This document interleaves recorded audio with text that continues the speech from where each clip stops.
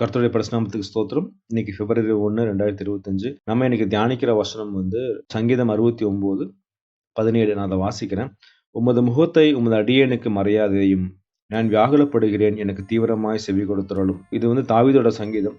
நம்மளுடைய வாழ்க்கையில பார்த்தோம்னா நிறைய நேரத்துல எல்லா பக்கத்துலயும் ஒரு நெருக்கங்கள் வரும் இல்லையா? மேபி நம்மளுடைய குடும்பங்கள் மூலியமா இல்லையா? நம்ம குடும்பத்துல நம்மளை ரொம்ப நெருக்குவாங்க. நம்மளை தேவனை ஏற்றுக்கொண்டது நிமித்தம், தேவனுக்கு பிரியமாய் நடக்கிறது நிமித்தம் நம்மளை ரொம்ப நெருக்குவாங்க. நீ என்ன பெரிய உத்தமனா, நீதிமானான்னு கேட்டுட்டு நம்மளை வார்த்தைகளால் நெருக்குவாங்க. அப்படி இல்லைன்னா வேலை ஸ்தலத்துல, நம்ம வேலை செய்கிற இடத்துல நிறைய நெருக்குதல்கள் நம்மளுக்கு வரலாம். நம்மளை வேலையை விட்டே தூக்கணும், இந்த இடத்த விட்டு இவனை எப்படியாவது அகற்றிடணும் அப்படின்னு சொல்லி கூட அவங்க திங்க் பண்ணுறாங்க. இல்லை நம்ம படிக்கிற இடத்துல, இல்லை நம்ம ஃப்ரெண்ட்ஸ் கூட இருக்கும்போதும் நம்ம செய்யாத குற்றங்களை நம்ம மேலே சுமத்தலாம். இந்த மாதிரி நிறைய நெருக்குதல் வரும்போது நம்ம நல்லதான் செஞ்சிருக்கோம். எப்படி தாவீது சவுலுக்கு நல்லது தான் செஞ்சார். இருந்தாலும் சவுல் என்ன பண்றாரு, தாவீதை துரத்திக்கிட்டே இருக்காரு. அதே மாதிரி தான் நம்ம நல்லது செஞ்சாலும், தேவனுக்கு பிரியமாய் உண்மை முத்தமாக இருந்தாலும் நிறைய நேரத்தில் நம்மளுக்கு இந்த நெருக்குதல்கள் வரதான் செய்யறது இல்லையா? நம்ம நிறைய நேரத்தில் நம்ம கடவுள் நோக்கி கூப்பிடுவோம்ல, ஏன் கடவுளே இந்த மாதிரி நடக்குது, நான் என்ன தப்பு பண்ணேன், எனக்கு ஏன் இது எல்லாமே நடக்குதுன்னு. சங்கீதம் 22 நீங்க பாத்தீங்கன்னா தாவீது கேட்பாரு. நான் வாசிக்கிறேன் அந்த சங்கீதம் 22. தாவீது சொல்லுவார், என் தேவனே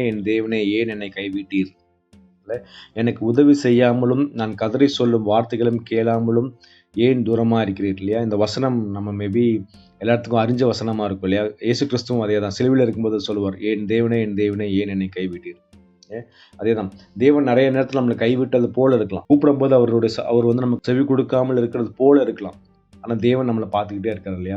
ஏன்னா தேவன் நம்மளை அழைத்த தேவன், நம்மளை படைத்த தேவன், தாயின் கருவில் உருவாகிறதுக்கு முன்னே நமக்கு ஒரு திட்டத்தை கொடுத்து அதன் வழியில் நடத்தி கொண்டிருக்கிற தேவன். நம்ம உண்மையும் மொத்தமாக நடக்கும்போது கண்டிப்பாக தேவன் செவி கொடுப்பார். நம்ம தாவீதை பார்க்கும்போது அந்த ஜிக்லாங்கிற ஊர்ல பார்த்தீங்கன்னா அவருடைய எல்லாமே போயிடும். அவருடைய பிள்ளைகள், மனைவிகள், சொத்து சுகம் எல்லாத்தையும் எடுத்துட்டு போயிடுவாங்க. அந்த இடத்துல தாவீதோட மக்கள் அவரை என்ன பண்ணுவாங்க, நெருக்குவாங்க. இல்லை, உன்னாலதான் இப்படி ஆயிடுச்சு, நீ தான் இதை பண்ணிட்ட, உன் பின்னாடி வந்ததுனாலதான் எங்களோட எல்லாமே போயிடுச்சு, உனக்கு பின்னாடி வராம இருந்தா எங்களுக்கு நலமா இருக்குன்னு சொல்லிட்டு தாவீதை போட்டு நெருக்குவாங்க இல்லையா? அவரை கல்லெடுத்து கொல்ற அளவுக்கு நெருக்குவாங்க. ஆனா தாவீதை பாத்தீங்கன்னா கர்த்தரிடத்துல அவர் திடப்படுத்திக் கொள்வார். நமக்கு ஒரு கஷ்டங்கள், துன்பங்கள் வரும்போது நம்ம தேவனை நோக்கி கேள்வி கேட்கறது இயல்புதான். நம்ம தேவனை குற்றப்படுத்தக்கூடாது. ஏன்னா நம்ம நிறைய இடத்துல தேவனை குற்றப்படுத்துவோம். நான் நல்லா தான் செஞ்ச கடவுளை, நீங்க ஏன் எனக்கு இப்படி பண்ணீங்க, உலகத்துல இருக்க எல்லாருமே தவறு செய்யறான், அவனுக்குலாம் இது நல்லா நடக்குது, நான் நல்லதான் செஞ்சேன், எனக்கே இப்படி நடக்குது. நம்ம தேவனை குற்றப்படுத்தாம நிறைய நேரத்துல அந்த கஷ்டங்கள் மத்தியில நம்ம தெரியாம வார்த்தைகள் விட்டுரும். தேவன் உண்மை உள்ளவர், நீதி உள்ளவர். அவர் பட்சபாதம் பார்க்கிறோம் இல்ல,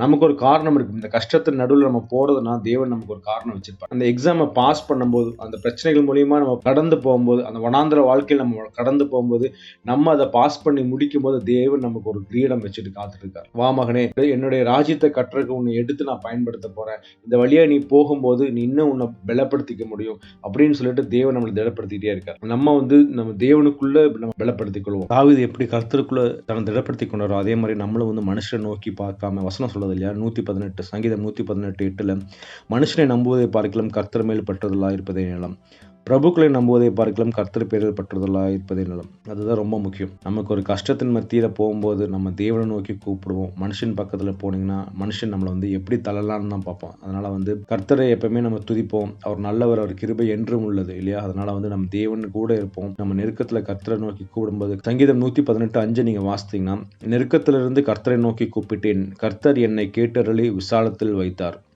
கர்த்தர் என் பட்சத்தில் இருக்கிறார், நான் பயப்படேன், மனுஷன் எனக்கு என்ன செய்வான். அதுதான், நம்ம மனுஷனை நோக்கி போகாம தேவனை நோக்கி போகும்போது கர்த்தர் நம்மளை விசாலத்தில் வைப்பார். நம்ம இன்னைக்கு இந்த கொஸ்டின் கேட்காம, ஏன் இந்த பிரச்சனை வந்ததுன்னு நம்ம கேட்காம தேவனை நோக்கி நம்ம இந்த நெருக்கத்திலிருந்து என்னை மீட்டுக் கொள்ளுங்க கடவுளேன்னு சொல்லி நம்ம கேட்கும்போது கர்த்தர் நம்மளை அந்த நெருக்கத்தின் பாதையிலிருந்து எடுத்துட்டு விசாலத்தின் பாதையில் வைப்பார். கர்த்தர் தான் இந்த வசனத்தை ஆசீர்வதிப்பாராக. ஆமென்.